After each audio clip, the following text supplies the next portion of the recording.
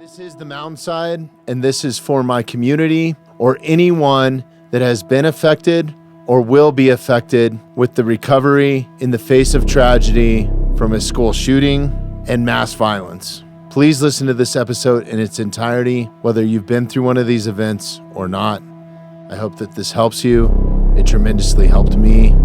Thank you to my two friends who are with me tonight, Brandon Young and Ellie Young, in sharing their experience to help others.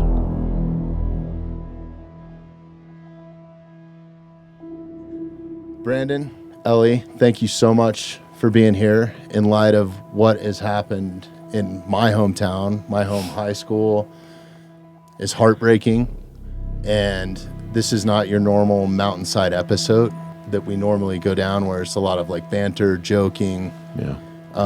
This is a somber episode for me, but in light of all of everything that's happened to our community, I think right out of the bat, I got to thank you two so much for all the support. You, Brandon, as a friend, meeting you for the first time and being willing to come on and talk about your experience firsthand in being involved in a school shooting, another school shooting in the state of Colorado. You guys know what a community goes through from that standpoint, and all the media, and then you start reading into all the media and everything that's happening around you, and then there's the rumor mill and all that sort of stuff. So I don't really want to, with this episode, the purpose was not to go down any of those rabbit holes or get on any of those subjects. It's kind of like firsthand, I had trouble finding how do I cope with telling my kid that they're going to be safe at school, which they may not be, right? Like reality hit home. So I think that there's so much value in firsthand experiences. And, Brandon, thank you so much for sending me those articles. I called you the next morning after you called and checked in on me day of. Mm-hmm. I called you the next morning. I was like, man, the shock's worn off. And I was just mad and angry, and I wanted to figure out a way, how do I help, right? Like, this is what I'm good at. I think I'm good at it. You are. And how do I help my community? But not only my community, the United States in general this has become an epidemic, really. Yep. I think Evergreen was the 47th school shooting this year. And Tyler, you might need to look that up just so I'm factual on that. But I'm pretty sure I read that somewhere. It was the 47th school shooting this year, which it's unacceptable, right? Like nobody should have to go through that.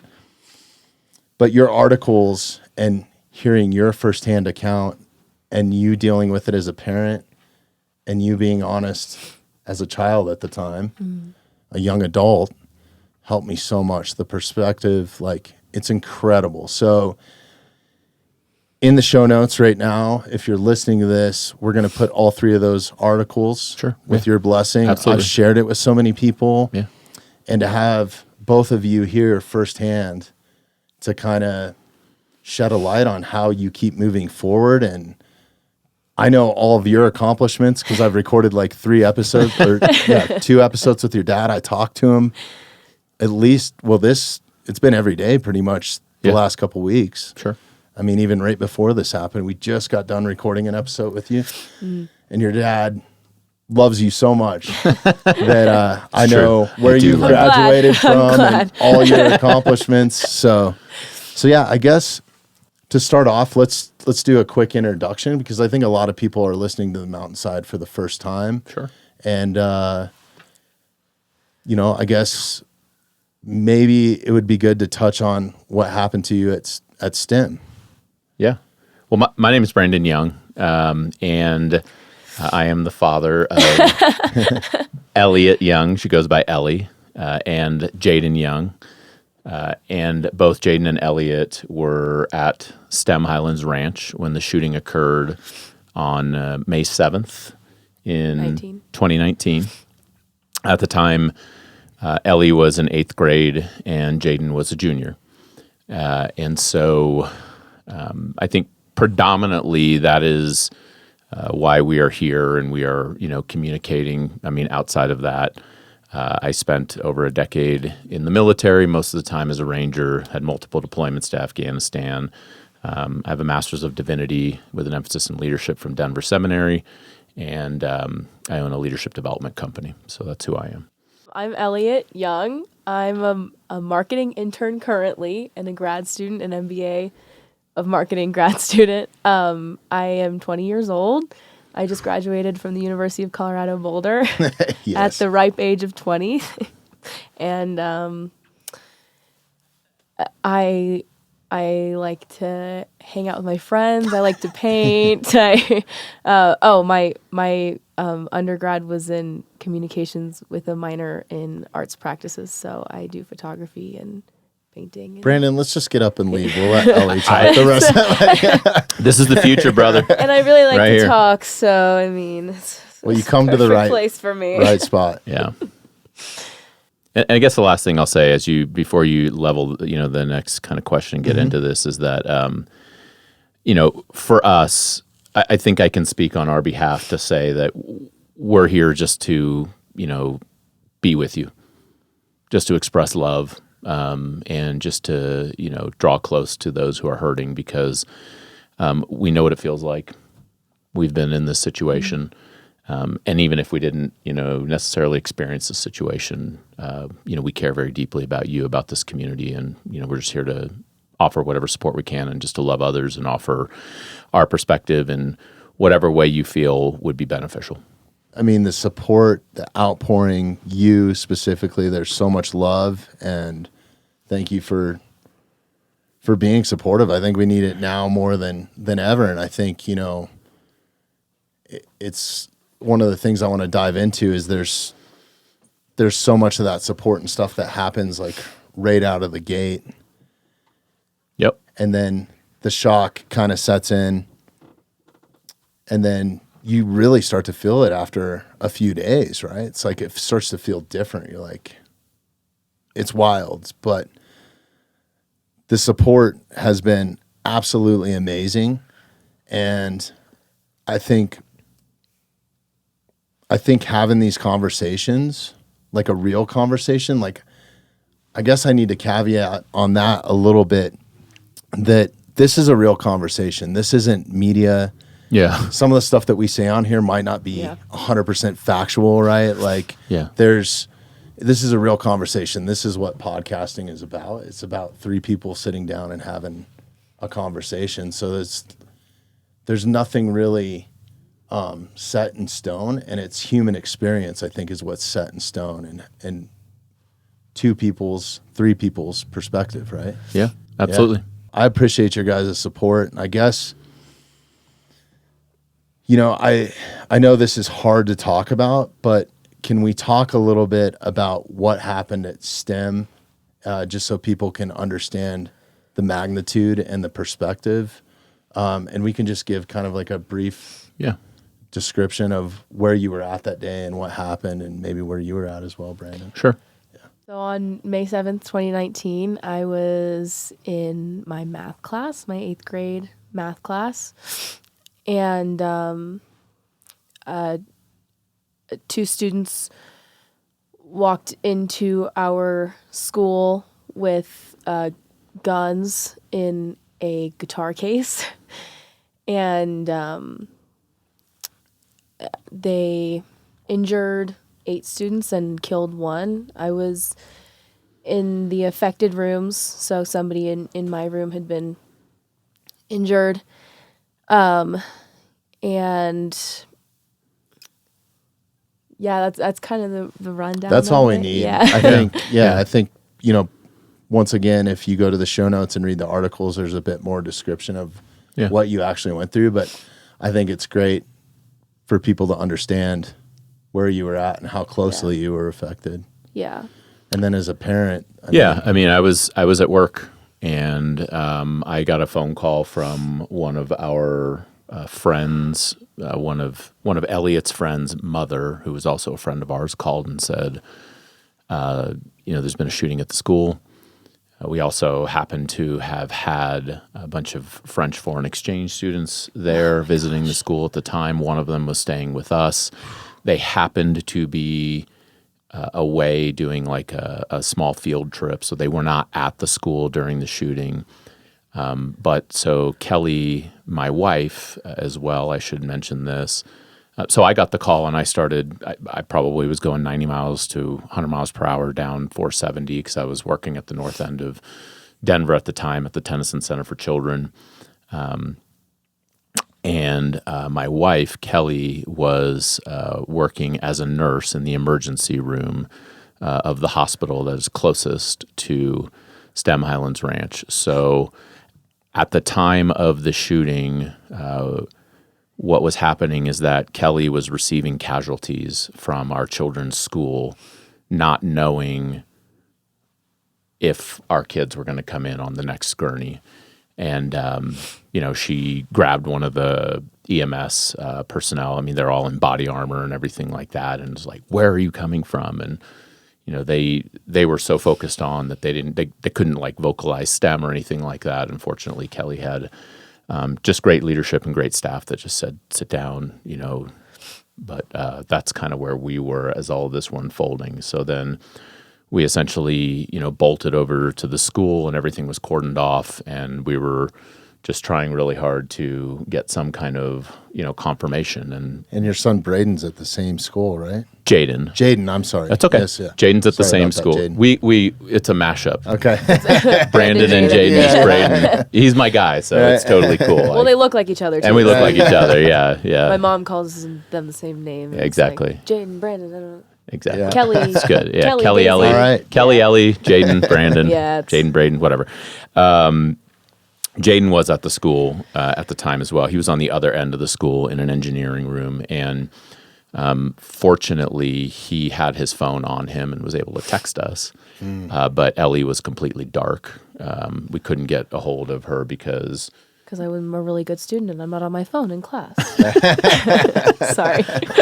because Yeah. she's a really good student. Yeah, Evidenced by the graduated fact early. that she Yeah. graduated CU in 3 years and Thunder Ridge in 3 I years. had left my phone on my desk because Well, we were doing like a... in the chaos, you guys Yeah. were doing the response, and they, as you said, like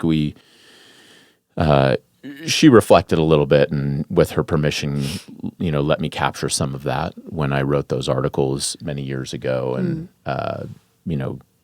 they did exactly what they were trained to do. I mean, it's very sad that our children are in an environment where they have to be trained to do this, but obviously there's a reason for it. 47 this year alone. Yeah. And Did I you find thank that God. stat, Tyler?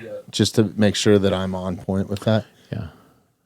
Yeah. I thank God that, they did have the training to respond to it, and they all did exactly what they were supposed to do. And, and I will just say as a parent, and I will say particularly as a parent who has gone to war 4 times, this is the worst thing I've ever experienced.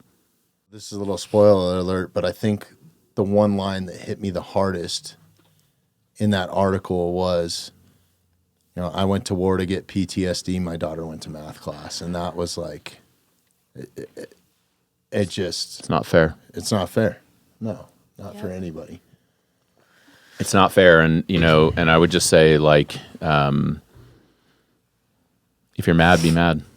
I'm pissed. Yeah. I mean, feel what you feel, like you're mad right now. We should all be mad. We should all be disgusted. This is horrific. It's unacceptable. I mean, it is to the 10th degree. I think children are probably the most valuable thing to anyone. I hope. Yeah. If they're good people, right? I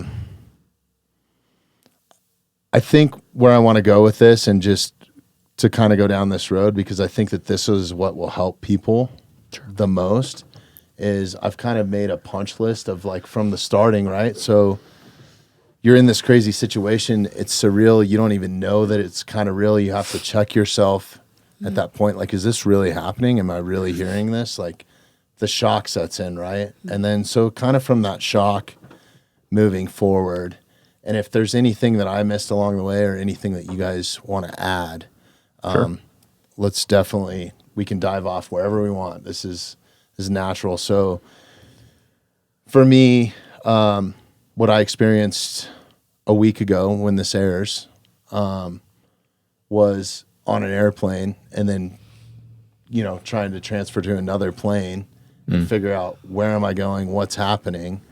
And when I did finally talk to my wife on the phone, she had students in the school that were calling her because she runs a ballet studio here in town. So a lot of students in the school.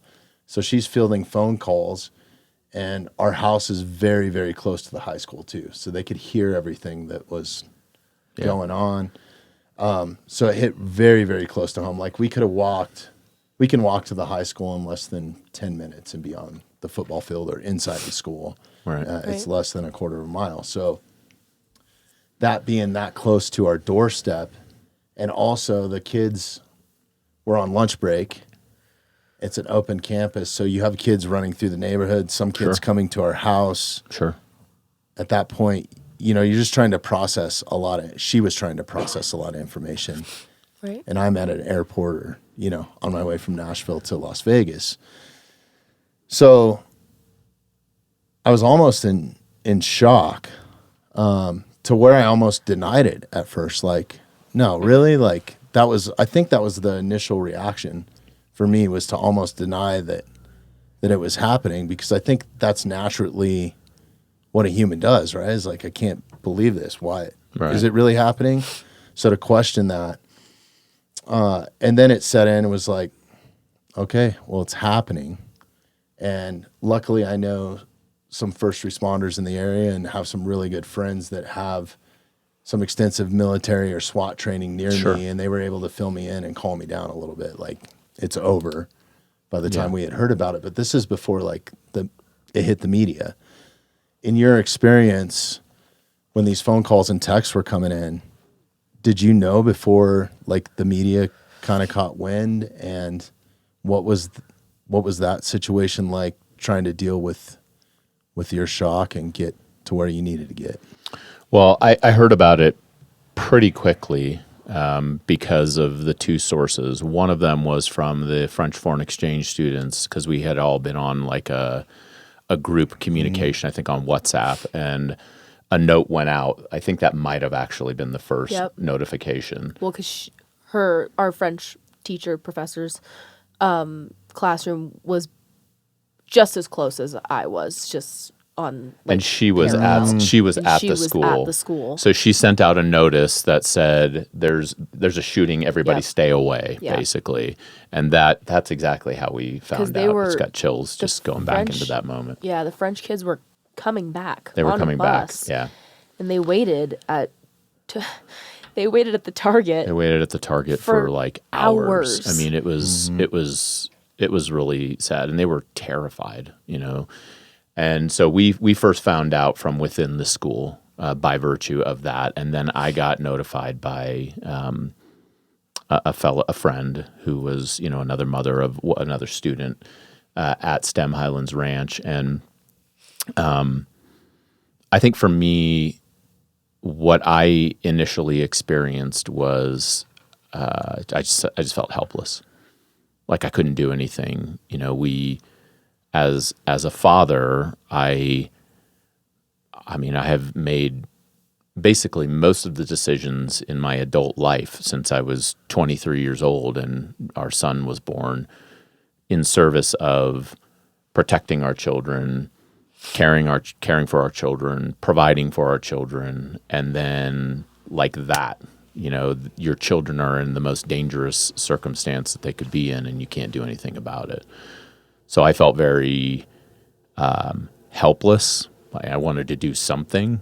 All I could really do was get in the car and bolt, call my wife, get a hold of her, try to touch base with her. And, as I explained to you, she's in the ER.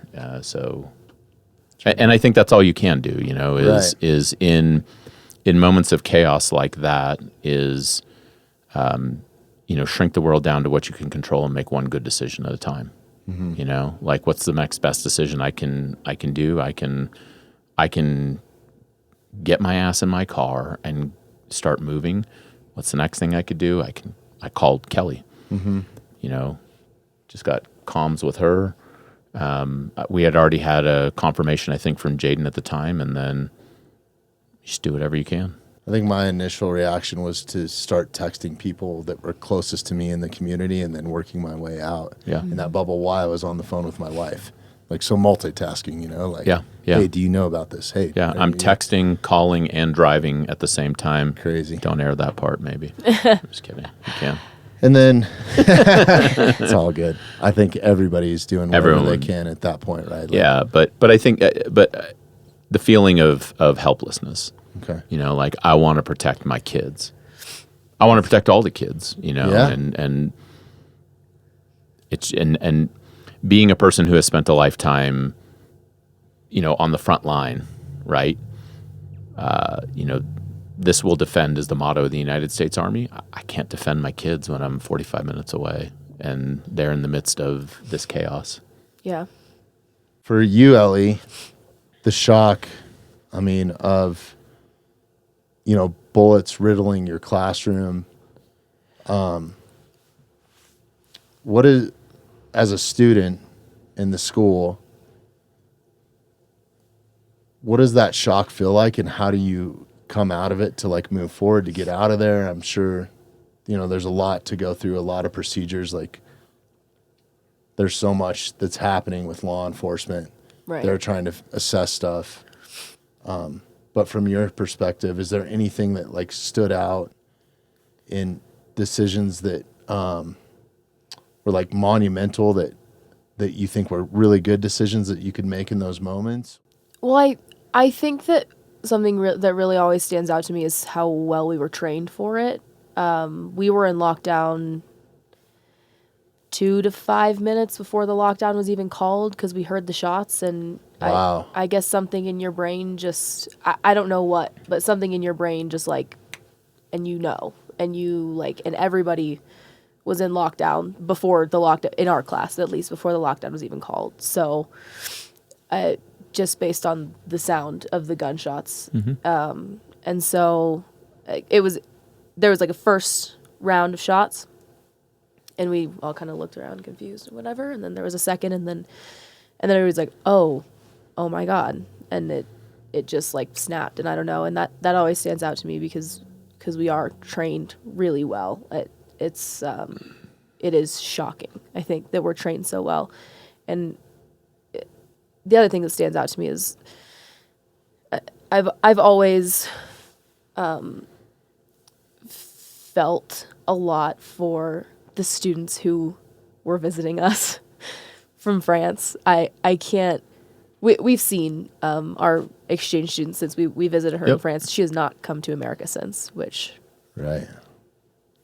I can't say I don't understand. I mean, I cannot imagine coming to America for 10 days and like being so excited and staying with his family, and then like this happening. And the other thing is like, what also stands out to me is it's a K-12 school, and Right. so there were kids there, you know, Young kids, yeah. young, Little very kids. young kids. Like, though I might have been closest or whatever, like they still, they've got to live with that too, you know, and grow up through that.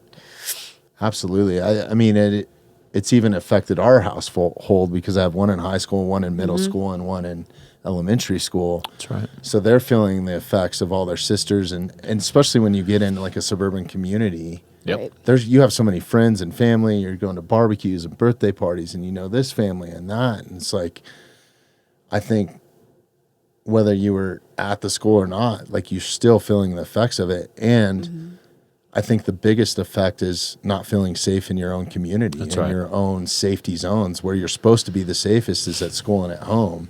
And if you feel threatened in both of them, you know, it's unsettling. it's hard to process as a kid. As a grown man, it's different, but like as a child, you're not, Yeah. you know, you're supposed to be safe. Absolutely. Yeah. And then it's not only that, you have your parents, it's a little bit of chaos around you. You're trying to, the whole reconnection process has got to be hard, you know, because I know some parents waited like 5 or 6 hours just to see Yeah. their kids. Yeah. We experienced that.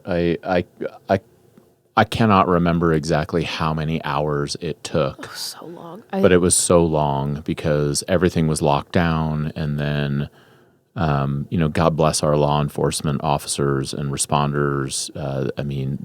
They showed up, they did their job. They went through and cleared the school because they don't know.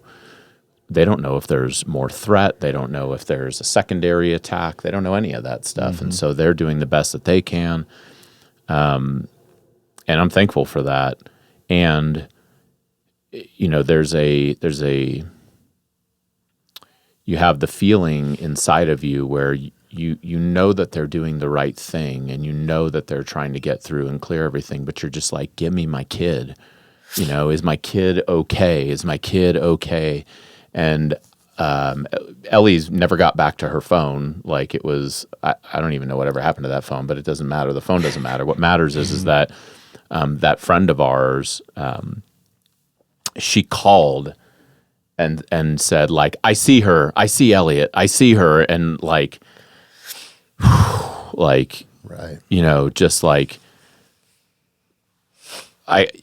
the sense of like relief, because we had already had confirmation of Jaden, and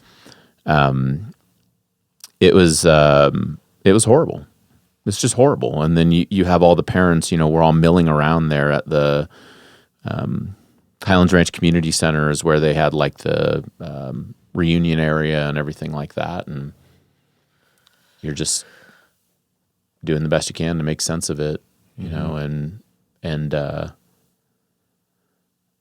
just be there with each other. And I think that's one of the biggest things, that I would just say is that, when this kind of stuff hits, like, I think that's one of the first decisions that we can make, obviously is, do the things that you can do, and just be, being there with each other was pretty important for us, pretty impactful. And I saw the same with the students. I saw you guys hugging each other and crying as you were walking out together. Yeah. I remember. I mean, I remember walking out. I remember being evacuated. Mm-hmm. I remember seeing Kira, mm-hmm. and based on what you said, I'm gonna guess that her mom saw me before. She did, which I had no idea about until just now. Yeah. Yeah. But she called me. I remember seeing Kira and then Jaden. And then it rained for so long on us while we stood outside. And it was just like, I just remember it being like ridiculous. It just rained for like, it was like of the worst circumstances that could ever happen in Highlands Ranch, Colorado. It's raining at like midday. We're like, we've just been evacuated. Everyone's freezing. Nobody knows what's happening. Everyone's crying. Like, and it's pouring rain. And I want to say when they, of course, people are taking pictures of us to give to the media or whatever, which is just like another thing that's always stood out to me is just like, please, like, why? And then I remember us getting on buses, and I remember holding on to my brother and them bringing us to this like community rec center.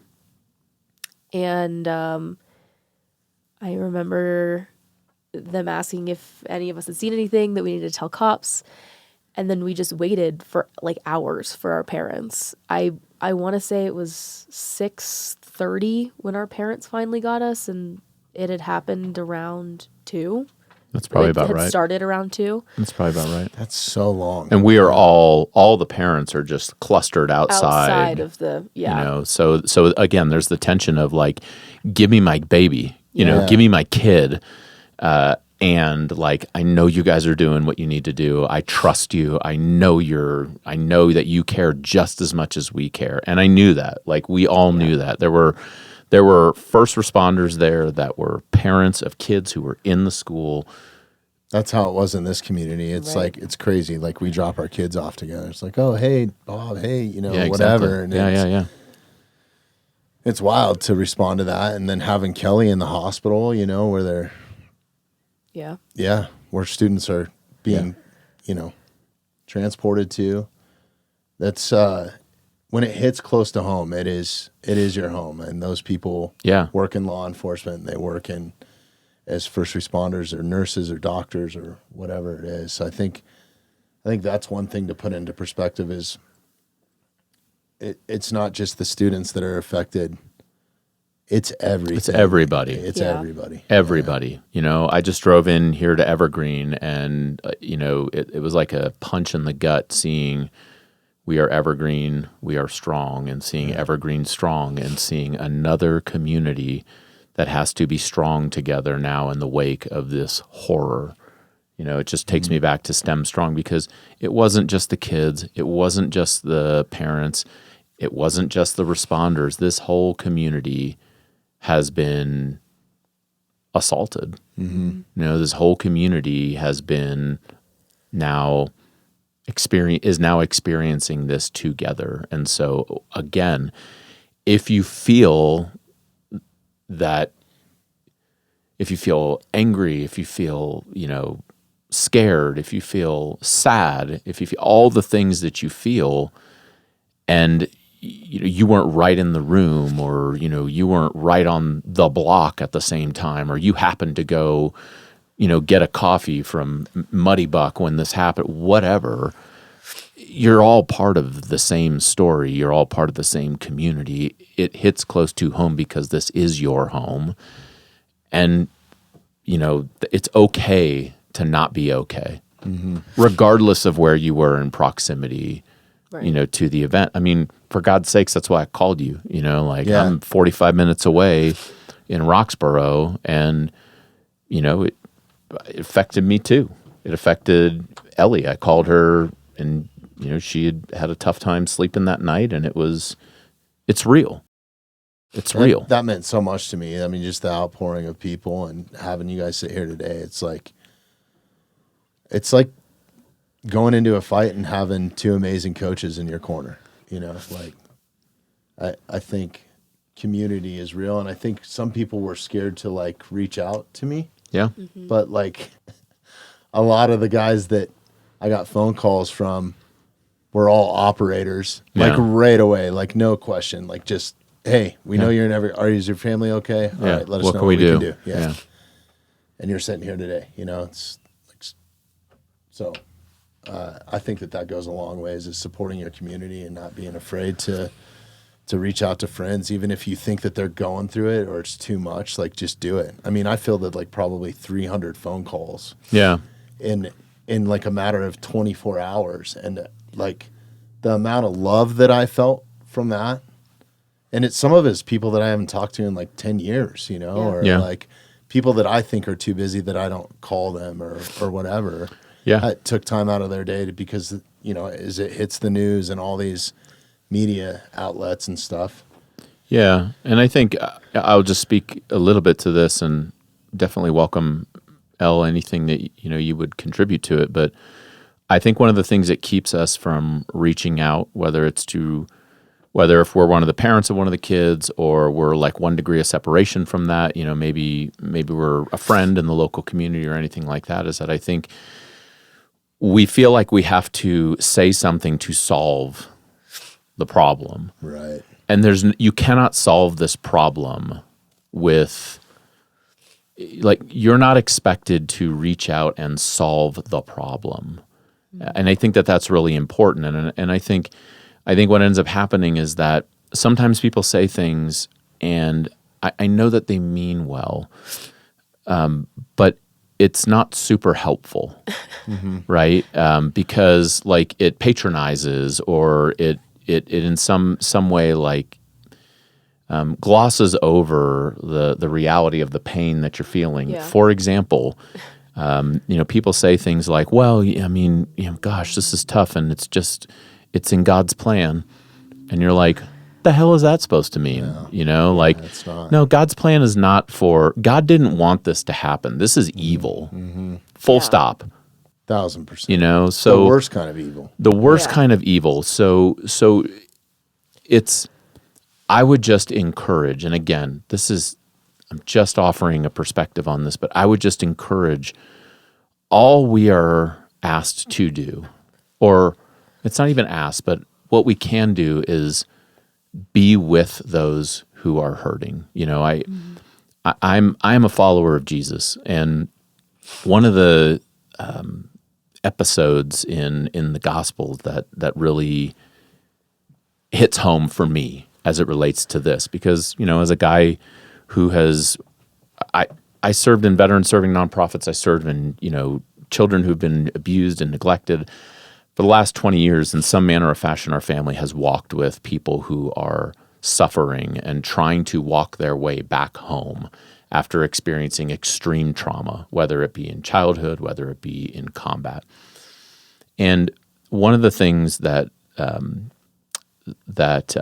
really great mentor of mine, Jan McCormick, Dr. J over at Denver Seminary, she's a retired Air Force colonel. She basically wrote the book on military chaplaincy. Wow.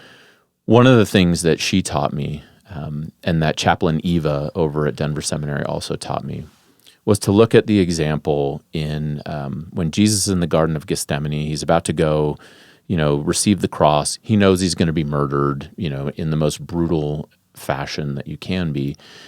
And all he did in that evening was he asked for his disciples to be with him. His closest three, just stay awake with me tonight. Mm-hmm. That's all he asked for. He didn't ask them to solve the problem. He didn't ask him to take away from him what he was looking, forward to in going to the cross. He didn't ask them to make him feel better. He didn't ask them to do anything, but just be with me. And that, I think, is very orienting for me, and how I am just trying my hardest to, love others, is like, I can't make you feel safe right now. Mm-hmm. I wish that I could. Man, I would do anything in the world. And I think I even said this to you, like I've shared this with Ellie, like I would do anything. I would go through hell and back to take this from you, but I can't. Mm-hmm. So all I can do is be with you and let you know I love you. I know you're hurting.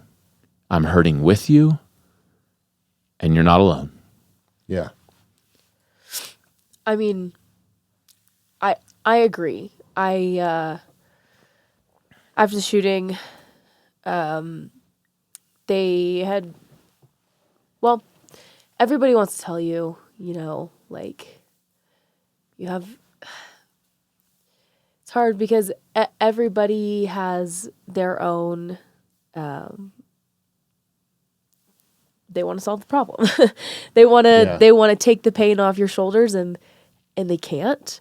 And so there's a lot of, it's in God's plan. Oh, well, you at least this, at least that, and thankfully this and thankfully that, and it all just kind of hurts, mm-hmm.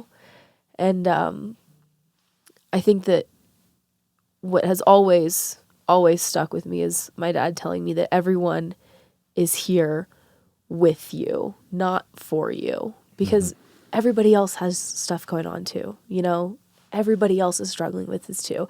We're not here to solve each other's problems. We're not here to make it better for each other, but we're here together. And I think that was what was really important to me in the time, is that I had people with me, to be with me. I remember my mom would come and lay with me at night, I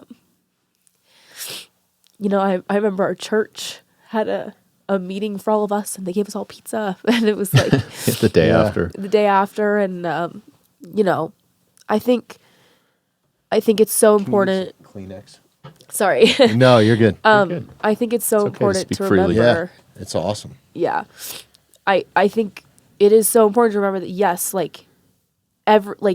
be there for people, but it's also important to understand that you're not the center of everyone's world still. Yes. Like, it's hard because you feel so much pain, and you're like, everyone needs to pay attention to me right now because I'm going through so much, and I don't understand. Like, I don't understand why this happened to me. I don't understand my feelings about it. I'm hurting and I'm in pain. But you have to understand that everybody else is too. And it's important for you to be with people as much as people are with you, I think. And that's so true. I mean, I had so many people reach out and start asking me questions. You Yep. know, like, well, did they get the shooter?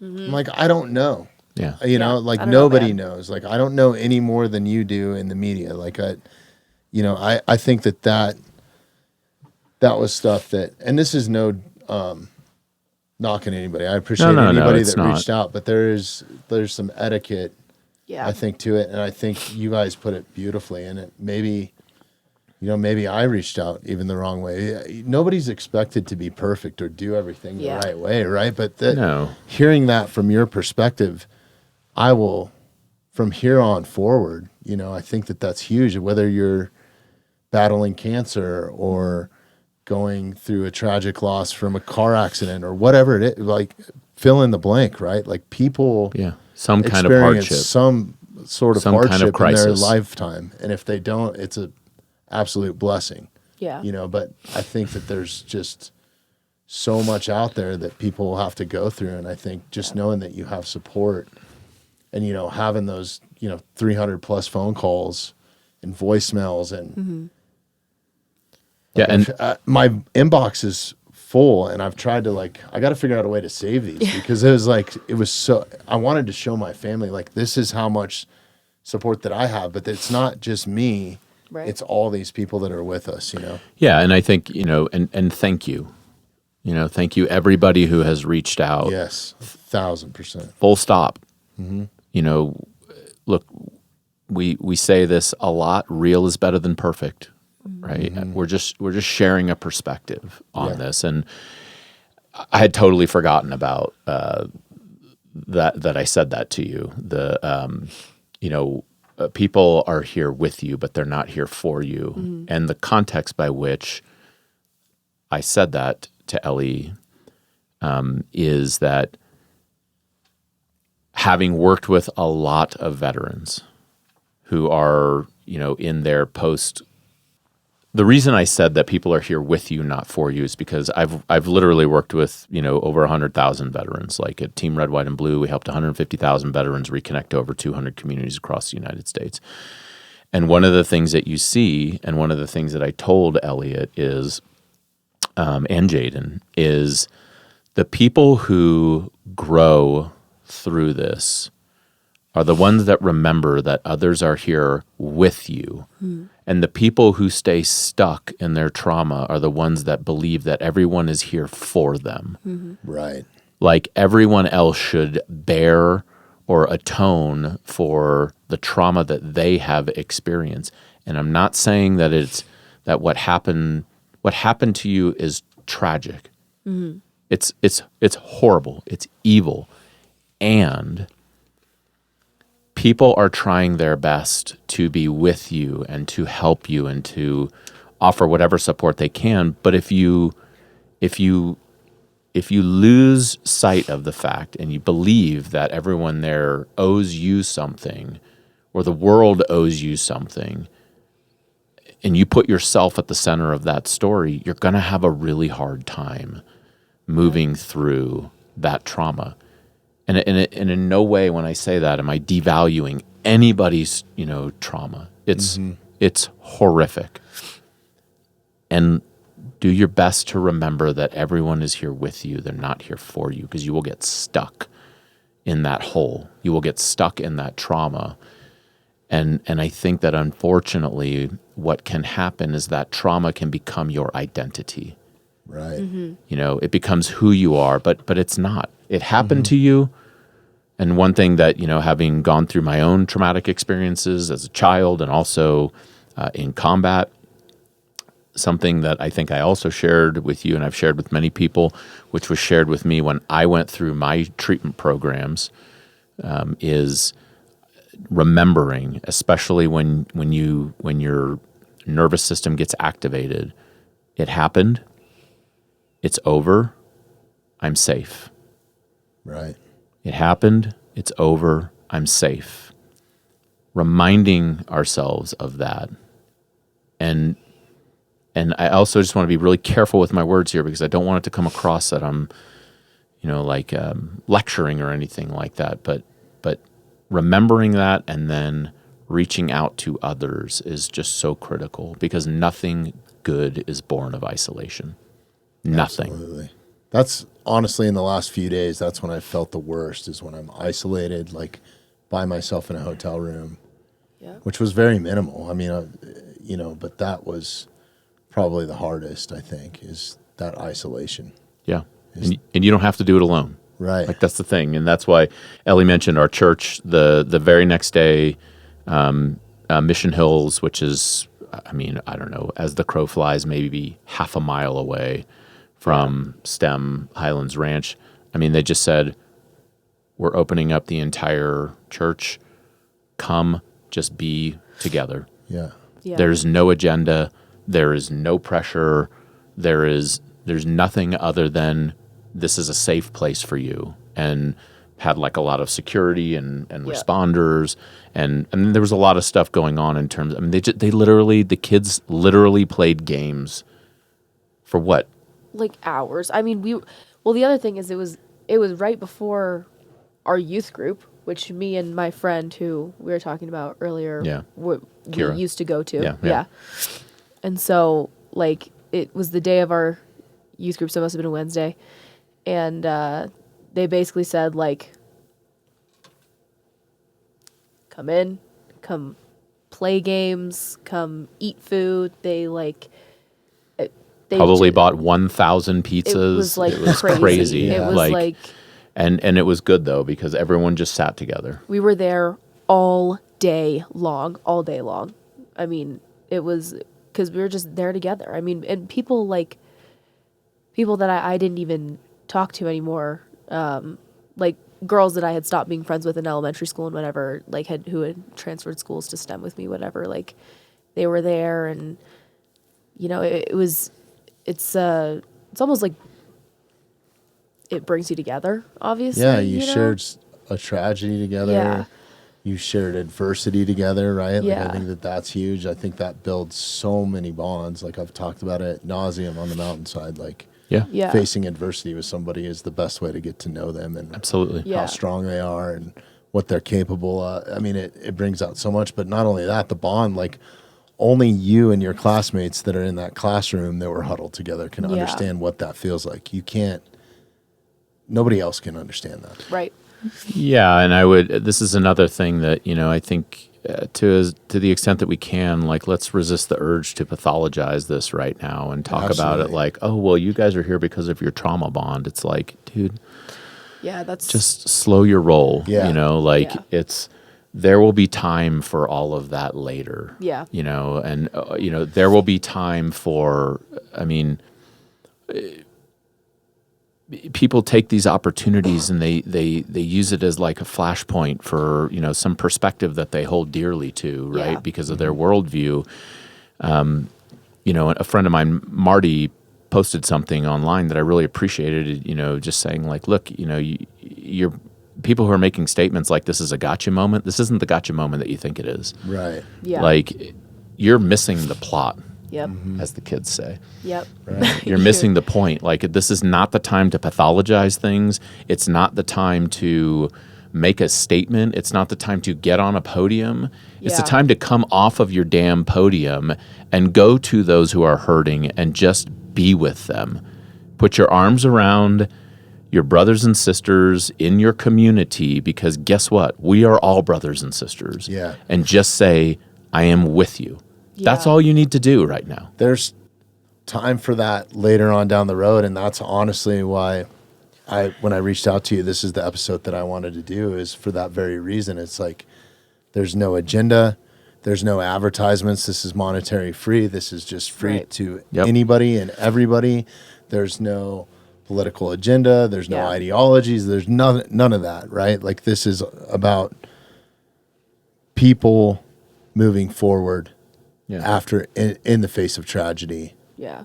And then later in life. That's what I think is like, that's what I appreciate so much about this is that like one of the hardest things that I go through every time one of these things happens is everybody wants to talk about their political agenda. I don't care. Like, Right. I don't care. I'm hurting. These people are hurting. This community's hurting. And you are covering it up by talking about God knows what that nobody wants to hear right now. There's so many agendas. And there's so Yeah. many soapboxes now too with social media and all that sort of stuff. It's Right. like, yeah, you can really throw stones, and Yeah. it's very easy to. And let me just say that as one of the people, who is on this side, a father of 2 children who were in that tragedy, all you're proving to me, to us, is that you really don't give a shit about me Right. and us and the children who have been injured, the children who Yep. are fighting for their lives in the hospital, the family who lost a sweet, young, gentle, courageous boy named Kendrick, Castillo. All you're proving is that you give 2 shits about any of those people. That's it. Right. Yeah. That's all you're doing. So just stop it. Yeah. I agree 100%. Yeah. Yeah, Nobody wants to hear about your personal politics while we're hurting, absolutely. Absolutely. Yeah. I couldn't agree more. So I think we went from shock and moved into a whole lot more that we just unpacked. But I think the next thing that was on my list that I found, and I think this is to bring it back full circle to just the point of we are with you, right? Yeah. And that statement, we're not here for you, we are here with you, Yeah. was just listening to my kids and validating like everything that they had to 100%. say, whether they were scared, how they felt, Yep. like just listening. And honestly, Brandon, I got that from your article. It was like, when I get home, this is what I need to do. I don't need to say a thing. Yep. I just need to listen. Obviously, hugs. The biggest hugs I've ever given my kids is when I got home to see them after this. It's like, I didn't stop holding them until they were like Yeah. ready to pull away. You know what I mean? It's like, yeah. That's what I remember. Get off, Dad. I remember obviously being with you and Mom, and I remember I remember they bought me a family-sized bag of Twizzlers, which I really love. go. Which I love Twizzlers. Who doesn't? yeah, the help strawberry you if like you don't get that. plasticky Twizzlers, a family-sized bag, and I sat on our couch and I just talked and I ate an entire family-sized bag of Twizzlers, the whole thing. That's what I remember most about the day, is that I sat and I ate a crap ton of Twizzlers and I just talked and it was like the words I just couldn't stop, and they just listened and validated me, because whatever you're feeling, I know you've said this multiple times, whatever you're feeling, hurt, angry, sad, uncomfortable, it's valid. Like in this moment, right. like it is so valid. Like whatever you're feeling about this, Especially not being close to my kids was just like, I got to go push stuff around. I got to go move some weight. Like I have to go. Yeah.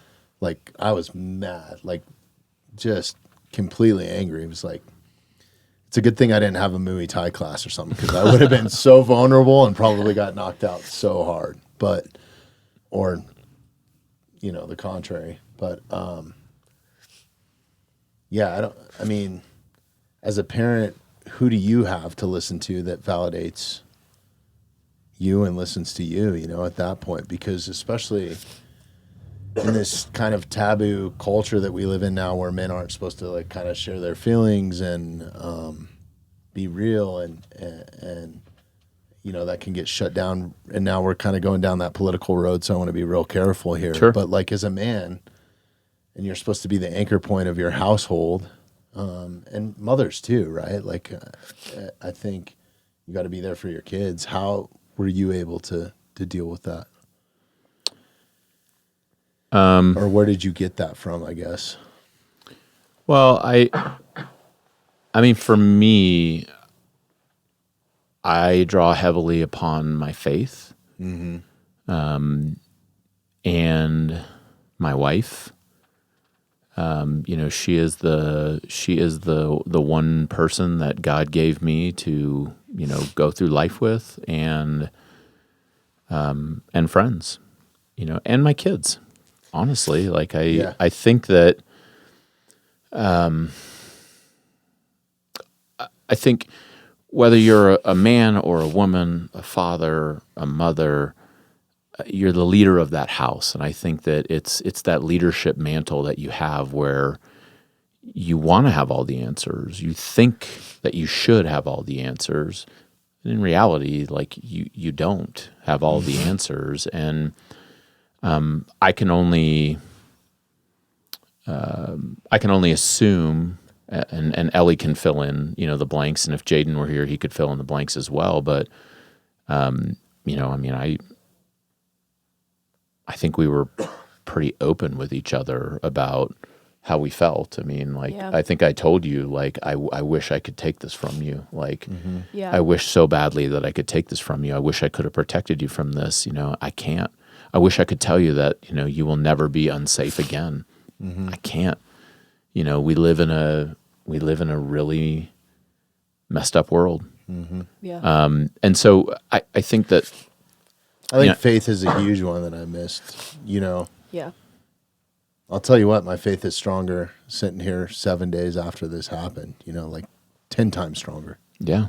It's horrible that a moment like this has to make that happen, but it is. And I don't think that, I don't think I would be as calm as I am now if it wasn't for faith. Because I was kind of looking for some of those, like, how do I calm myself down? Yeah. And it's that meditative practice. Well, I remember quite a bit about my journey with God during the shooting. I think that personally my faith was strengthened by the event, but I fully understand if many people have the opposite. Absolutely. I do too, yeah. I know a lot of friends who really struggled with their faith after it. I think that I personally think I looked at the event as it wasn't in God's plan, period. This was not in God's plan, and I really hate when people say things like that, because God didn't plan for Kendrick to die. Like, it wasn't, he didn't sacrifice Kendrick to, like, whatever, like, but thank God that there was that strong boy there who did sacrifice his life for us. Animated by his faith in God. That's true. Yeah, he was a believer in Christ as well, and I remember praying the whole time. I remember my math teacher praying, which, like, I'm not sure if she was a religious woman at all, but it's one of those moments which always kind of reminds me of the story you tell me when in the helicopter when you were praying and you were like, I'm always praying to this God, like, and so it always reminds me of that, like, right. Everyone starts praying to this God, and it's like, who am I praying to? And if you don't know, you don't know, but, like, to me, I know. It kind of reminds me of that Jelly Roll song too. Like, not to bring that up, but I only talk to God when I need a favor, right? Because yes, yeah, and it's I so appreciate you saying that, El. Yeah. That look, if you're today mad at God because of this, be mad at God. it's understandable. He can take it. Yeah, It's okay. It is okay to not be okay right now. And, for those of us who, their faith was strengthened in it, great. One of the biggest things that we're called to do is love others, right? Like, have some compassion if somebody is mad right now or feels like, what the hell? Like, what the hell is going on? Like, why did you let this happen to me? I am telling you right now that as a kid, from the time that I could really start to formulate thought, I was asking God all the time, like, why is this happening to me? Why do I keep getting... I was mad at him for many years of what happened in my youth. Exactly. And I have very, very close friends. One of my very close friends, the kind of guy who went forward, served his country, and had friends killed, in situations in Iraq and Afghanistan that, like he could have been the guy on that in the seat that got hit by that IED. And, these guys angry at God. Survivor's guilt. For survivor's guilt. Like if you have survivor's guilt, me too. Mm-hmm. Like how come Jay Blessing died and I didn't? How come Dave McDowell died and I didn't? Right? Mm-hmm. How come Kendrick died and somebody else, didn't? It's okay. Be upset. Yeah.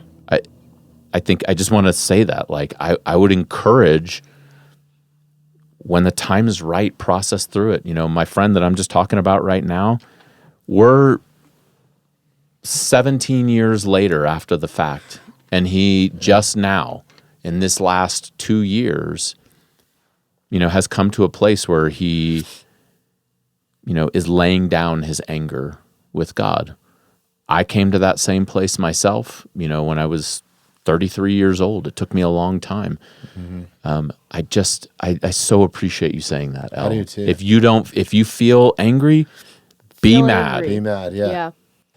I think that's part of that venting or blowing off steam. Whatever you need to do to, without harming others or doing anything. Right, like but that. don't take it out on others. Yeah, or go to Muay Thai class if you want to harm others and some form or fashion that are trying to harm you back. Right, but, and that's where, again, that goes back to that, like, look, man, like, the world's not here for you; they're here with you. Mm-hmm. Like this is the classic kind of veteran who, somebody says like, oh, thank you for your service, and they're like, they get upset about it, and they're have this big chip on your shoulder. It's like, yo, that person was just trying to say thank you, right?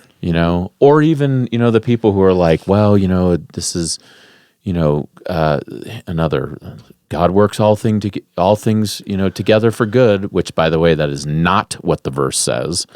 It says God works for good for all those who love him. That's what it says. He doesn't take tragedy like this and say like, oh, I just did this so that it could work together for your good. That's not what it says, but it gets misquoted and it gets thrown into all of these platitudes, and it's just not helpful. Yeah.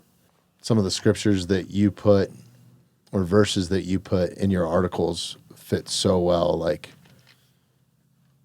without darkness, there isn't light. Like it's both sides of the coin, right? Yeah.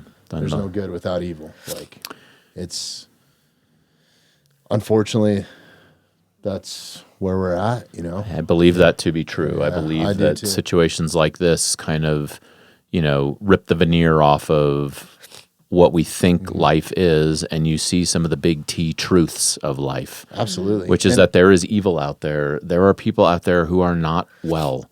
Yeah. And they are determined to harm others. Mm-hmm. It's a false sense of safety, especially in a community like this. You never think it's going to happen in your community. You probably never thought it was going to happen at in the bubble. Highlands Ranch. Yeah. The bubble. We call it the bubble because it's supposed to be so safe and so sheltered. Right. Everything's perfect. Everything's perfect in the No, bubble it's of not. Highlands Ranch. Yeah. But Yep. No, it's not. Yeah. Yeah. It can happen anywhere.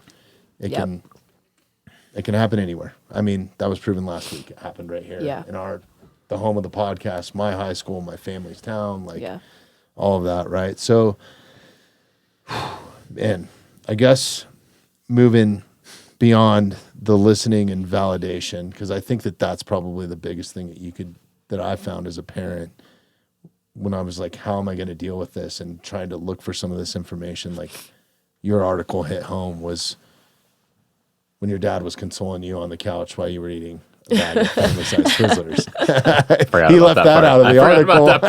This is like the bonus edition. It's right? probably just because you didn't share. Right? I did. I ate the whole thing. Awesome. All of them. Yeah.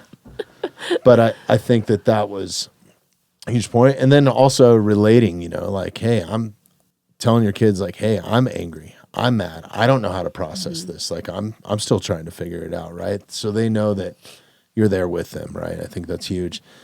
One thing that we struggled with in our house in the last couple days was limiting media exposure, right? Because you're just glued to the TV. Like, you want to find out, you want to find the reasons out. Like, why did this happen? Who is this person? Why would somebody do this? What is everybody okay? You're trying to get all this information, then people start sharing information on their own, and it gets convoluted a little bit.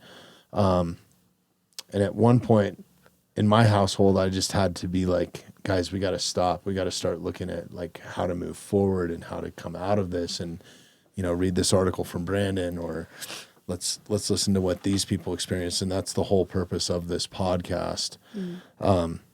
As I guess we are a media platform, right? So it's kind of contradictory, right? Like, the Mountainside is a media platform. Sure. It's a podcast, it's on the fringes of media. And I guess you could turn this off now if you wanted. But a lot of this media that my family was consuming and where we're getting our information, or where they were getting their information, are from like news sources. And we know that they do psychological tactics to keep you engaged, to listen to the next story, to the music that they play behind it, to get your everything. And we're just as guilty of that here too, when we make these badass clips to be like a movie preview to the podcast. And we're going to make some clips for this, right? So it's like, it's both sides of the sword. But at one point I was like, listen, if you want the actual truth of what's happening and you want to know that it's factual, you need to go to Jeffco's Sheriff's. I think it's jeffcosheriff.co. Look that up, Tyler. Their X page, because that's where they put it out first before it goes to Instagram. I think they have an Instagram too, but it's only factual stuff that they're putting out there. If you go to X, I think it's I just want to make sure I got that right, but it's a great media source. But then it also kind of stops when it needs to. It's like they're not just pounding you with updates and this and speculation and all the stats of how scary this is in the country, and like where we got that 47. This is the 47th school shooting in America since 2025 started. CNN, like. Those people go and they find out all those little informations or that bit of information to keep you engaged. And it kind of started to produce fear in my family much more, So it's like, I think what I was doing is like, okay, it's okay to look at this to get what you need out of it, but then we need to exit from it and we need to go do something else with intention and get that out of your brain, because I think being stuck in those cycles, it's very easy to do. I mean, I went down the rabbit hole of just opening YouTube, and then everything else that was happening in the world that day was a lot, right? Like, there's so much that you can take in. Did you too, or your family, find that to be an issue at any point where it was like, okay, I just got to turn this off completely, or I'm still looking for answers, or? So I didn't have my phone, so I know it is a little different for me. The other thing is like, yes, we had computers. It's a STEM school. Like, we all had our computers, and so everybody's trying to look up, seeing what's happening, whatever, because nobody knows still the days after. Like, you're still figuring out whatever did happen, And I do remember at some point stopping myself and being like, I'm only hurting myself. I'm going down this rabbit hole. I'm living in what happened 4, 5, 10 days ago, whatever, and it's going on, and it's like all you can think about, and of course it's all you can think about. You just like, it's something crazy you just went through, but living in that like constant like media being fed to you, about whatever just happened to you. I remember a point in time where I was like, I have to stop. Like, it's too much. I can't, like, I need to go do something. Yeah, I think it's important to be very discerning about your intakes, not just for yourself, but also for your family. Mm-hmm. I think it's an appropriate time to, maybe be thoughtful about how much time you're allowing yourself to go down that rabbit hole, or what sources you're looking at, and whether Sources or not are they huge. are credible. Yeah. I think that, what happens in these moments when you experience an acute episode of trauma, your sympathetic nervous system responds, you go into fight or flight, right? So, everything is activated in that moment. That's how we've, survived for so many years, right? You either fight or you fly. Some people freeze.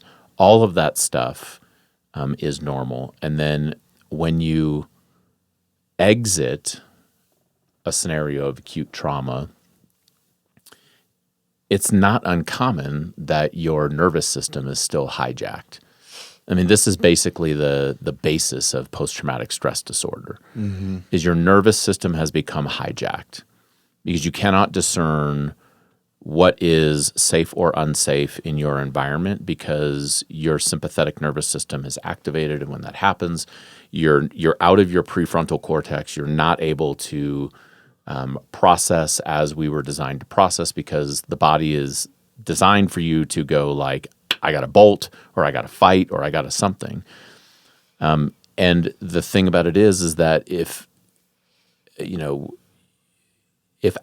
the aftermath of an acute trauma situation, you're consistently seeking more information about it, it exacerbates the re-experiencing of that situation. You're just still living in that. You're just living it over and over and over again. And I don't think it's not like black and white. It's not like you look and then you have an episode by which you get activated. You may very well already be activated, and you're looking for a reason you're looking for something to fill the space, or to make sense of why you already feel the way that you feel. Like, I have to fill in that space. Oh yeah, it's because I was here. And let me find out some more information. It's being aware of all of it is totally natural. All of that is totally normal. These are normal responses to an abnormal set of circumstances.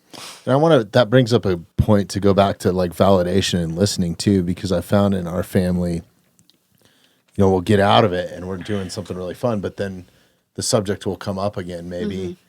And we go into it, right? Because it's already there. It's already there. It's already on the surface. It's That's already right. on the table. Like, if you start to shut that down, it's almost, or make your kids or your family member feel like it's a taboo thing to have that feeling. Yep. You cannot do that. I think that's probably one of the worst things that you can do. And I only know this because I've experienced and talked to neurophysiologists about this. Exactly. With other traumas, with working with veterans Yeah, and stuff yeah. like that. It's Yeah, like Doc you have Pate or to, something like that, yeah. You have to let that happen. I mean, I don't know if you want to, like, if you have any memories specifically of this, but like, I think that was a part of a lot of the aftermath in the initial stages, is like, if you're feeling it, you're feeling it. Yeah. Like, it's already there. Like, don't try to act like it's not there. Recognize it, engage with what you're feeling in a way that is productive. You've talked about movement. Ellie's talked about movement. I do, a lot of movement, like get some bilateral stimulation and get up and go for a walk. It will help you start to process. That's the foundation of EMDR, eye movement desensitization and reprocessing, which both of us have done. And that's okay. And really, really try hard not to stay stuck in it. Yeah. I You know, one of the things, it's not black and when white. you're on that walk, don't be hyper focused on, Yeah. because you can very easily in a walk be thinking about Right. the same thing. And that's how you start to, develop these. And by the way, like, I'm not a psychologist, right? I'm just telling you from. Yeah, we need to get Doc Cade in here. I'm 'cause just there's all telling you kinds of from the science experience that behind I've it. had, Yeah. right? Like, I mean, I've been through a number of treatment programs, to process the traumas that I experienced throughout my life, and including war. And I'm just sharing with people the experience that I have had. And one of the biggest tactics that has helped me is a tactic called stop, breathe, and refocus, where I have to say stop, literally say it out loud. So there are times when I'm re-experiencing or I'm remembering something, and it comes on in ways, and when you least expect it, sometimes it just comes on. And all of a sudden I'm feeling something, I'm remembering something, and I have to literally say stop out loud. Then I take a couple of deliberate breaths. And I do that because I am onboarding the parasympathetic nervous system to calm my system down, to let my system know I'm okay. Everything is okay. So I'm breathing. I'm 10 very deep breaths. To breathe, because it almost feels like, am I breathing? Yeah, Like, exactly. Yeah. And then refocus. Right. I need to refocus on something else so that I do not stay stuck in this moment, so that I can, reprocess. That could be, I'm going to get up right now and I'm going to walk out of this chair and I'm going to go get a cup of coffee. I'm going to refocus on making a cup of coffee. And that's going to be okay in this moment right now, so that I can kind of, what we do in our brains is that we create these like mental superhighways. But what we know with neuroplasticity now is that you can rewire that, but you have to get off of that superhighway. You have to take the off ramp, because if you don't take the off Get ramp, on the frontage road. you got to get on the frontage road so that you don't stay stuck in that, or else you will keep reliving it over and over and over, and it's going to keep like growing. And that is where I would just encourage. That's where having a great professional to help navigate that process. Absolutely. Like my therapist, Emily, is a godsend. I have been with her for like 7-8 years now. I mean, because I needed a professional to help me walk through that stuff, but it's okay also to kind of get off that superhighway, let your system kind of come back down, so that you don't keep going down that route. Because when you do, that's when we start doing things that we don't want to do. We start Self-medicating, engaging. Yes. and all that sort of stuff is like, Yeah. not good. Yeah. That being said, I just remember, we had met some Columbine survivors who had come to the church that day, and I remember, you are gonna struggle. Like, you're gonna go through these things, and you're gonna need to stop, and you're gonna need to remind yourself that you're safe. But I remember one of them told me that it's always stuck with me. There will come a day where you don't think about it at all. Like. Until somebody asks you to come on their podcast. That's all right. That's all right. It's there will come a day where it doesn't hurt as much. There will come a day when you have, gone through those steps and reminded yourself over and over and over for years. You have to remind yourself, I'm here. It's over. I'm safe. And there comes a day where you don't think about it every day, And I think that really like drove me through, my healing and going to therapy and, reminding myself every single day. You have to remind yourself, like, I'm here, it's over. I'm here, it's over. I'm safe right here, And there will come a day, You have to keep reminding yourself there will come a day. I think that's so important, and we've already started that process, or I'm trying to start that process with my family, is, re-engaging in being brave, and brave, like going, like, let's go to the grocery store. I know this just happened at the grocery store too this week, right? Like, those little steps in re-engaging, because I think we get complacent, right? This is one time that it happened in your life, and it shouldn't happen to anybody. And I do not want this to come out wrong. Like nobody should have to go through this, right? It's not fair. But think about, this is one time in your lifetime, hopefully the last time, right? But it may or may not be, right? But think about all the times that you've been in public places where you're at a Metallica concert, or you're at the grocery store, you're at Target, or you're at school, 200 days out of the year, or whatever it is, 160 days, I don't know. Where it doesn't happen, So I think living in fear and being in fear of being around people can be hard. I think that you can also take the approach of like, okay, if I'm not feeling comfortable here, like trust your gut, like leave. Yeah. You can leave. I think that's okay. Like, yeah, I think that's all right. Yep. Especially at school. Like, I think. I mean, Well, spoiler alert, the reason that I graduated so early is because I was scared. I was so scared. I left high school in 3 years. I left college in 3 years.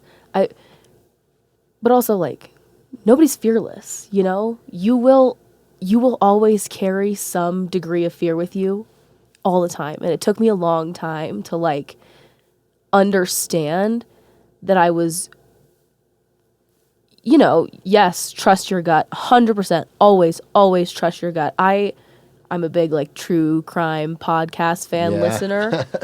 Always trust your gut, always. But the other thing is, you cannot go through life, nobody goes through life without feeling some degree of fear ever, And so I think I recognized that in myself, a few years back, that like I was running so hard. I was running because I thought I can escape this. I can escape this fear that I'm feeling, I can if I just graduate again, if I just keep graduating, like I'm going to escape this fear and I'm going to feel fine, but though I don't think about the shooting every day, and I'm still scared of movie theaters, and I'm still scared of this 265 pound man is scared to go in a movie theater. There's a reason why I sit in the back. There's a reason why I sit near an exit. There's a reason why I sit in an aisle seat on an airplane. Like what is going on in my head is it's being scared. Yeah. But it's okay to like feel that fear, everybody feels afraid, Yep. Yeah. Everyone. Doing some stuff to empower yourself, like, if you're scared of something, trying to figure out something to be proactive, like a CPR class or a stop the bleed or a way to help, right? Like, I think that's exactly what I'm doing here right now is advocating feels good. Yeah. I want to make a difference. And I think that there's so many people in town, and I think that there's so many people that are trying to figure out a place to do that. And I would just say, just go do it. Like volunteer someplace. Doesn't have to be big. I mean, no, it doesn't. I think what we're talking about here is just, there's a degree of acceptance involved. We just have to accept what we can control, and we have to surrender what we cannot control, because there's a lot of things in life that we cannot control.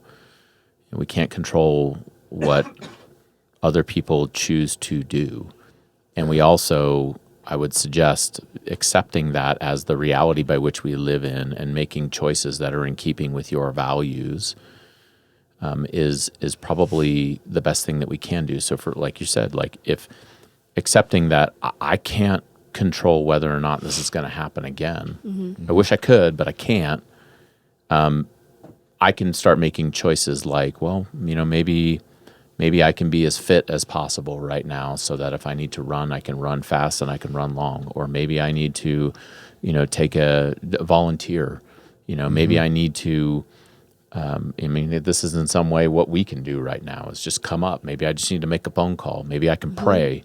Maybe I can do what you can do.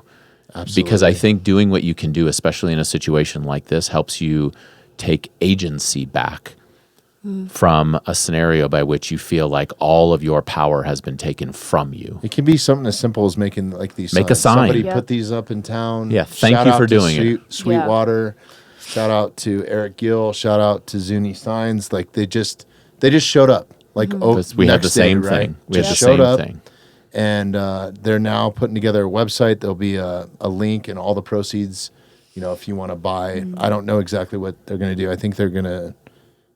It's something with this logo. They're still making it work, but it is 100% of the proceeds are going back to the school or the victims or. That's great because what will happen is the rest of the world will move on, and you still will be picking up the pieces of this situation. And I will tell you I'll tell you what it looked like from our experience.